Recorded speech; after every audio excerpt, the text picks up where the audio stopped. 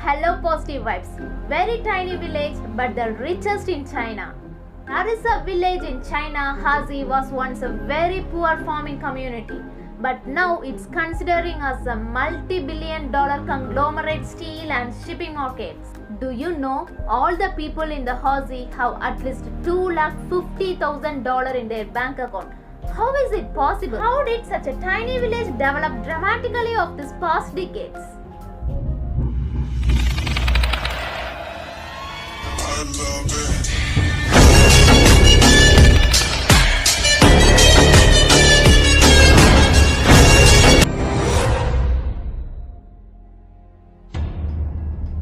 Though Hazi may be the wealthiest village in China, it is very tiny.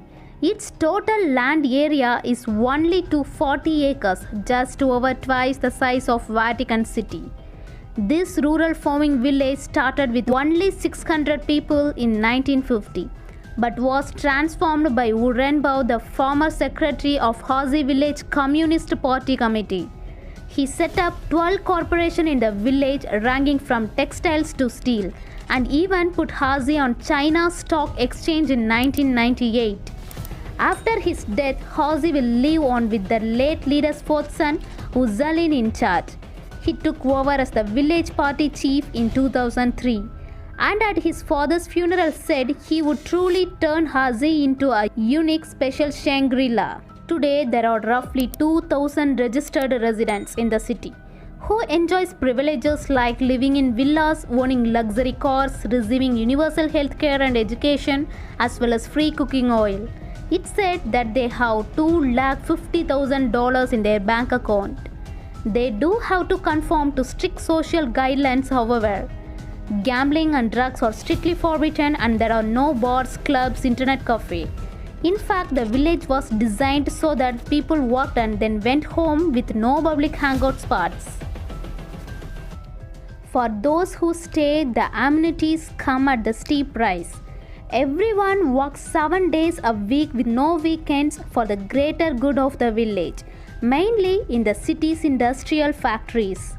Roughly a third of the village income comes from the iron and steel industry. Hazi imports raw material from India and Brazil and then exports its products to more than 40 countries. Another portion comes from the textile factory where predominantly Hazi women work at sewing machine. The village now owns 80 factories and has expanded to swallow up the neighboring villages. Hazi hopes tourism will be its next booming industry. An estimated 2 million tourists come to the tiny Chinese village each year to see the model socialist village for themselves. The European style model homes and villas all look identical, similar to American suburbia. These are some of the new villas that are being built for Hazi's growing population.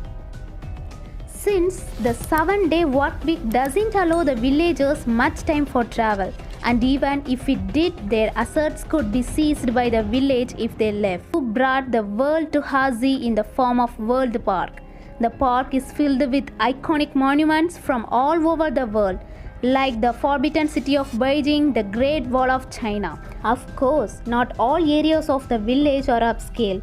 Outside of the fancy villas and apartment buildings, there is a rundown public park, a few rows of shops and a market.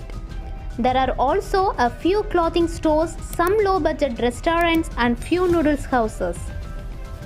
And then there is Hazi's latest attraction, the new 1,076-foot-high skyscraper that is now the 15th tallest building in China. Inside, the hotel is luxurious with gold details, marble and magnificent views of the city. It even claims to have a solid gold bull that bites a ton in the 60th floor viewing room of the tower. But it's said that if you leave Hazi, you lose everything. Even if villagers do get rich, they can't take away their personal assets when leaving the village. So, it's doubtful whether the assets belong to the villagers.